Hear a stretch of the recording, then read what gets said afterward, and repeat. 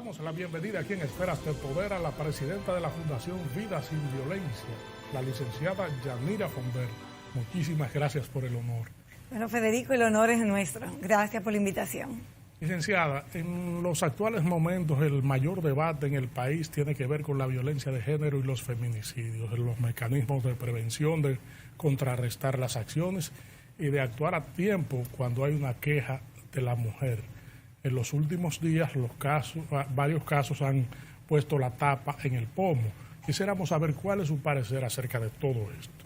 Bueno, yo entiendo que hay un plan nacional de todo lo que es la prevención, sanción y atención de la violencia de género que merece ser revisado, porque hay muchos cuestionamientos, como usted dice, siguen los feminicidios, entendemos desde la Fundación Vida Sin Violencia que así como es una conducta aprendida, puede desaprenderse, pero ello requiere que haya una voluntad política desde el Estado para tomar los recursos necesarios y dedicarlos a la prevención. Cuando estamos hablando de prevención, hablamos de educación.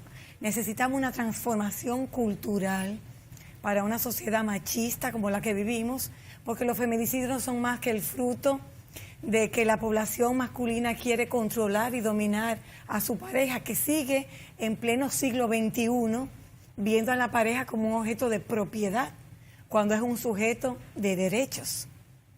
Entonces, en este sentido, ¿cuáles son las principales políticas y acciones que deben encararse? Porque a pesar de que se han hecho protocolos, se han adoptado decisiones, se han dictado reglamentos, bueno, pues vemos que hay algunas mujeres incluso de que se quejan de que a pesar que han expuesto su situación, hay una especie de tardanza en la actuación. Sí, nosotros entendemos que tanto el Poder Judicial como el Ministerio Público tienen la obligación de darle un seguimiento permanente y eficaz a los casos de violencia que lleguen al Ministerio Público, porque que no se puede permitir esos acuerdos que se dan entre agresores y esos miembros de la judicatura. Y por eso entendemos que eso hace que muchas mujeres ni crean en la justicia y no pongan la denuncia como merecen. Entonces hay que darle un seguimiento eficaz y permanente a esos acuerdos. También entendemos que se necesitan tribunales especializados con jueces y fiscales sensibilizados y capacitados en una problemática tan compleja como es esta. Porque si el juez y el fiscal no tienen la sensibilización en esta materia, pues acceden más a violar los protocolos dispuestos. Aunque ya el Procurador General de la República, en lo que anunció del avance de este plan nacional, pues dijo que están prohibidos totalmente esos acuerdos, sobre todo en caso en que ya se haya evidenciado una tentativa de homicidio, como ha pasado con 2 o 3 casos. En todo caso, ¿cuáles son las cifras que se manejan actualmente acerca de la ocurrencia de feminicidios? Bueno, lo primero que hay que partir que la violencia contra la mujer en nuestro país es una problemática grave. Y digo que es grave porque no podemos sujetarla solamente a las estadísticas de los feminicidios. Hay mucha violencia que no, gracias a Dios no culmina en esas cifras estadísticas que estamos hablando, que no solamente es a la mujer, sino que destruye toda una familia. Desde la Fundación siempre creemos en las estadísticas para que se definan políticas puntuales públicas, y tenemos registradas 86 feminicidios en términos generales.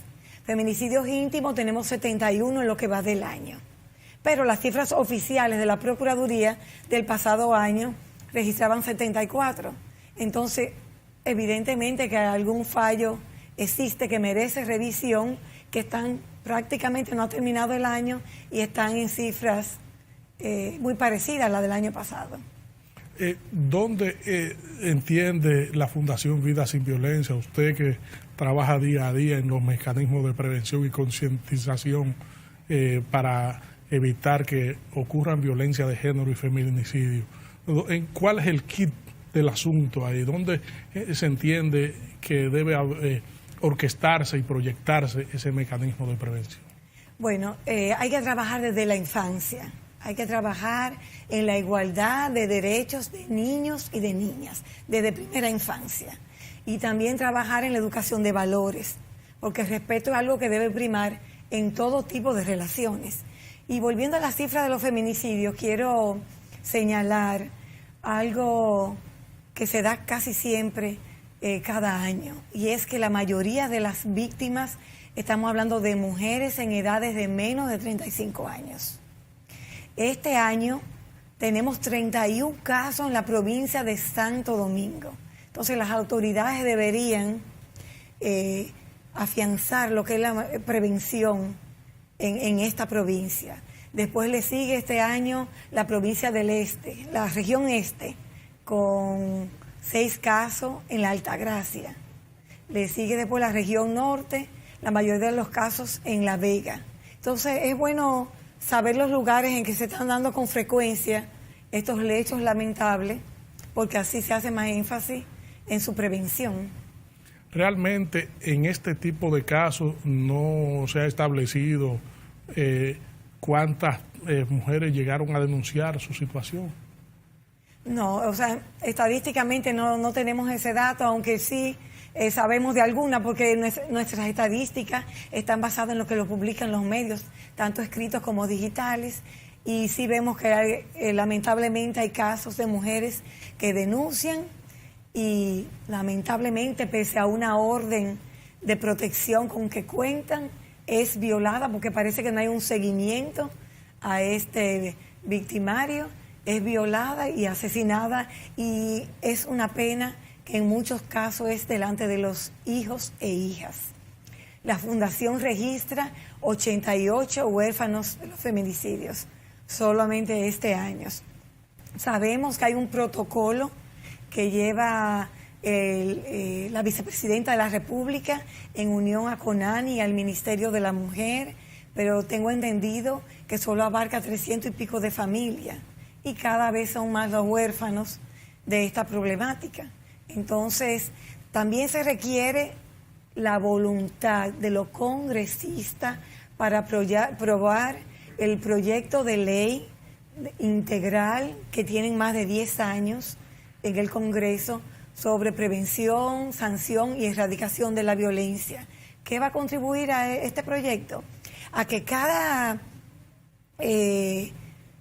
sector que tiene que ver con esta problemática, cada ministerio, dígase Educación, Ministerio de la Mujer, Ministerio Público, Policía Nacional, Poder Judicial, va a tener su asignación y va a haber una articulación para enfrentar este problema como se debe. Porque ahora se hacen esfuerzos, pero a veces se disluye porque cada quien trabaja por su lado. Bueno, también en esto aflora la cantidad de mujeres que va o no interpone su denuncia cuando se ve que está en peligro. Hay porcentajes fluctuantes. ¿Cuál es la cifra que maneja la Fundación Vida Sin Violencia acerca del porcentaje de las mujeres que exponen su caso? Ya esa cifra la maneja el Ministerio Público y anualmente recibe cerca de 65,000 denuncias por casos que tienen que ver con todo tipo de violencia. Es una cifra alta, pero recientemente el Procurador General de la República dice que el 88% de los casos no denuncian. Entonces, yo soy de la que digo que las autoridades entonces deben investigar y poner de su parte para que sí haya mayor denuncia y puedan atender esos casos, porque es penoso los casos que denuncian y terminan siendo víctimas de estas estadísticas.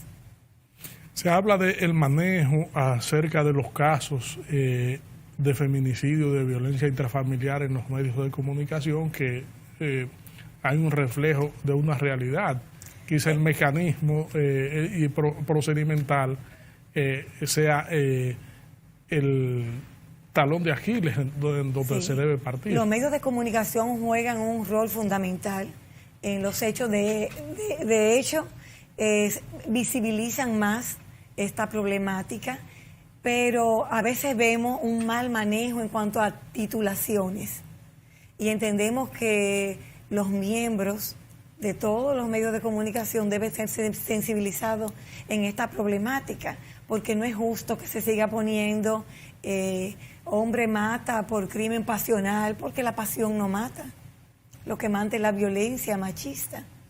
Entonces, en estos días recientemente vimos un diario de mucha circulación nacional decir de una mujer que tiene larga vida porque no cela al hombre. Entonces son titulares que trabajan con muchos estereotipos de eso que tienen que ver con la violencia machista. Entendemos, y cuando uno iba a la información, total, la señora aceptaba todas las infidelidades de su pareja. No sé si me doy a entender, pero es la forma de titularlo y de llamar la atención. Otro factor importante en los medios de comunicación es cuidar las imágenes, ese respeto a la ley que hay para cuidar las imágenes de la víctima. No es posible que una víctima salga en ropa interior, toda ensangrentada, como que eso invita mucho al morbo. Hay que cuidar ese aspecto también. ¿Qué otro mecanismo protocolar entiende la Fundación Vida Sin Violencia debe primar en el manejo de estos casos, no solamente desde los medios de comunicación, sino desde la propia autoridad, la que le llega primero el mensaje de que hay una situación de peligro hacia la mujer? No, claro, yo entiendo que deben ser más rigurosos en cuanto a la atención, los exámenes que se le hacen para ver la peligrosidad del caso. Recientemente, no sé si puedo mencionar, el programa de Alicia Ortega. Correcto. Estuvo hablando de una víctima sobre su caso y la magistrada que la atendía le decía que no se le veía el golpe recibido y que por eso entonces como que dilataba más el caso, y es muy penosa esa situación, porque hay que entender que una víctima de violencia está llena de miedo, de vergüenza, normalmente es aislada por el victimario, está llena, a veces se siente culpable, porque el victimario la hace sentir culpable de todo lo que pasa, y tomar la decisión es como llenarse de valor para ir a las autoridades. Entonces, son casos que deben atenderse con premura, siempre. ¿Debe tener la mujer algún signo de que se ha cometido una acción violenta en contra de ella para poder Para eso hay exámenes ejercer una médicos, hay exámenes médicos que evalúan incluso la violencia psicológica, que según los especialistas en la conducta es peor y marca más a una víctima que la violencia física, que se borra con los días. ¿Cuál es, en ese sentido, cuál es el papel que deben adoptar los fiscales, tanto los fiscales como los jueces, que son actores de primera línea en la actuación de este tipo de casos? Ajá. En evaluar psicológicamente con más rigurosidad para determinar el peligro que está corriendo esa víctima. Otra cosa que vemos es, antes se desarmaba a los agresores enseguida, no sé si se está haciendo, pero vemos que la mayor parte de las víctimas de este año han sido con armas de fuego, y nos preguntamos, ¿serán armas legales? ¿Recibieron un examen médico para ser evaluados esos portadores de esa arma?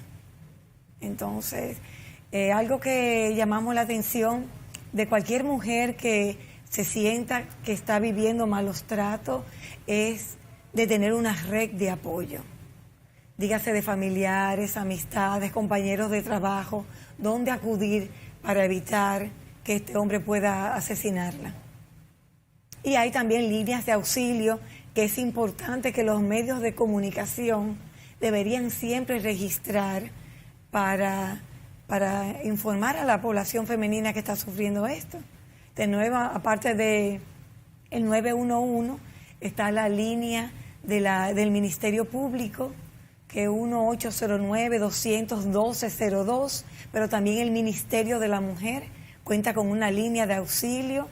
El del Ministerio Público es las 24 horas del día, los 365 días del año, y la del Ministerio de la Mujer, que también tiene asesoría legal, es el 1-809-212-02, o 7212, perdón, 7212.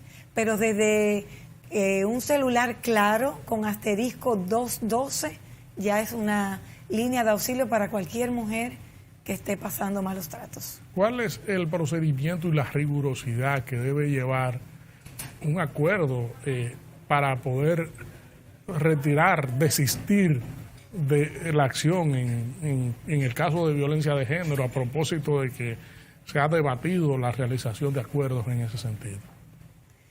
Lo primero que hay que tomar en cuenta es que muchas víctimas, después de poner la denuncia por la dependencia económica que tienen con el agresor, retiran la denuncia, pero el Ministerio Público está obligado a seguir con el caso. Pero hay muchos casos porque ellas piensan quién me va a sostener económicamente para la manutención de los hijos.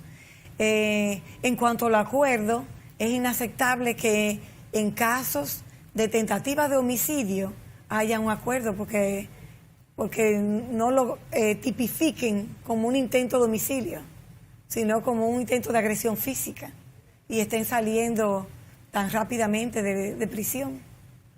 E incluso estén llamando desde la prisión, que ese es otro hecho a tomar en cuenta, que muchas víctimas denuncian, que reciben acoso de parte de sus agresores desde la misma prisión.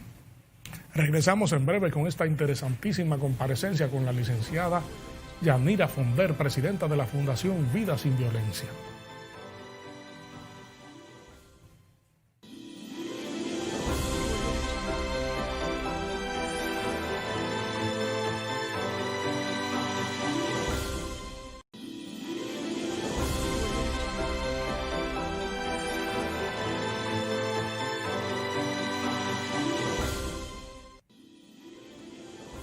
Estamos conversando aquí en Esferas de Poder con la presidenta de la Fundación Vida Sin Violencia, la licenciada Yanira Fonder. Retomando el tema de la violencia de género y los feminicidios, a veces asalta la pregunta cuando uno ve todos esos casos y la proliferación y las exposiciones en la opinión pública. ¿Sería exagerado decir que se está en una situación de virtual emergencia en estos casos? No, no sería exagerado. Realmente es una situación grave. Cada 48 horas vemos una mujer asesinada por su pareja o expareja. Son casos muy lamentables y nada, se necesita una voluntad política firme en ese sentido. Es que estamos hablando de mujeres en edades productivas, estamos hablando que seguimos siendo el tercer país de Latinoamérica con mayor número de feminicidios, entonces esto afecta el desarrollo nacional. Es un tema de salud pública y salud pública es uno de los ministerios que debería enfatizar más su labor en esta problemática, porque donde acude primero una mujer a los primeros auxilios es a un hospital.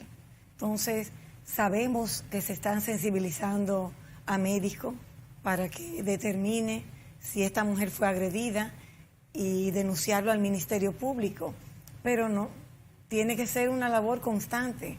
Todos los médicos deberían estar sensibilizados para determinar eso y denunciarlo al Ministerio Público. ¿Qué hacer con los casos de esas mujeres que están calladas y que son víctimas y que forman parte de las estadísticas que ha dado en el Ministerio Público de que no van y exponen sus casos?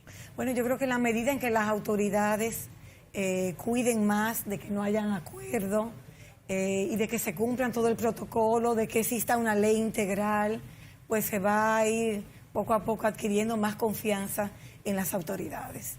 De hecho, lo que ellas tienen que, como le dije, hacerse de su red de apoyo para evitar ser otra víctima más. ¿Cómo sería esa red de apoyo? No, con familiares. Usted sabe que el agresor la va aislando de familiares y amigos, porque mientras más aislada esté, más poder tiene sobre ella. Entonces, lo prioritario es no callar. El silencio alimenta la violencia. Una mujer víctima tiene que a una hermana, a una amiga, a una vecina, contar qué le está pasando y buscar la manera de que la ayuden. Y los mecanismos, por ejemplo, de concienciación, de acercamiento, de difusión de mensajes que en puedan eso de llegar. concienciación hay que integrar más a la población masculina. Saber que una masculinidad positiva es cuidar más de la familia, es compenetrarse tanto con la pareja como con los hijos. Y esto es prioritario. No podemos seguir sensibilizando solamente a la mujer cuando la población masculina es que mayormente agrede. Cuando vamos a muchos lugares a sensibilizar, los hombres nos dicen, pero también las mujeres agreden. No decimos que no. Hay casos, pero en estadísticas la mayor parte son los hombres. A veces se aprecia que ciertos sectores ven como una exageración la profusión y difusión de hechos que realmente llaman la atención a la ciudadanía. ¿Qué usted cree acerca de esto? ¿Cómo así que? Sectores que han visto como una exageración el hecho de que los medios de comunicación se hagan eco de muchos casos que llaman la atención de la opinión pública. No, lo que hay que saber le da un manejo adecuado, es como le digo, no sensacionalizar con títulos inapropiados, con fotos que violen el derecho a la víctima, a la imagen de la víctima. Yo creo que con un manejo adecuado los medios de comunicación juegan un papel primordial. Y en todo hay que manejar la violencia en las letras de las canciones, que es penosa, cómo se denigra a la mujer y cómo la tararean nuestros adolescentes, a veces llevándose de un buen ritmo y no pensando en estas letras que hacen daño a la mujer. Sí, porque hay reggaetones y dembow. Exacto. Que hacen entonces llamar la alusiones. atención de quien escriben la letra y la Comisión de Espectáculo Público, que debe jugar también su rol. No es solamente suspender a algunos, es mantener una vigilancia permanente en tantas canciones que no deberían propagarse. A través de la música se siente que Claro. se incita la violencia hacia la mujer. Exacto, y se sigue viendo como un objeto sexual cuando es un sujeto de derechos, iguales que los hombres. ¿Qué hace la Fundación Vida Sin Violencia ahora en los mecanismos de prevención y Sí, concienciación? nuestra labor, nuestra misión es educar. Y básicamente hemos desarrollado varios proyectos en centros educativos donde comenzamos con los docentes a capacitarlos como promotores de paz. A veces el mismo docente no tiene la sensibilidad ni la capacidad para detectar los casos de violencia en el aula y hemos sabido de casos que hasta son víctimas y agreden ellos o ellas a los propios alumnos y alumnas. Entonces empezamos a capacitarlo a ellos, luego a los mismos docentes.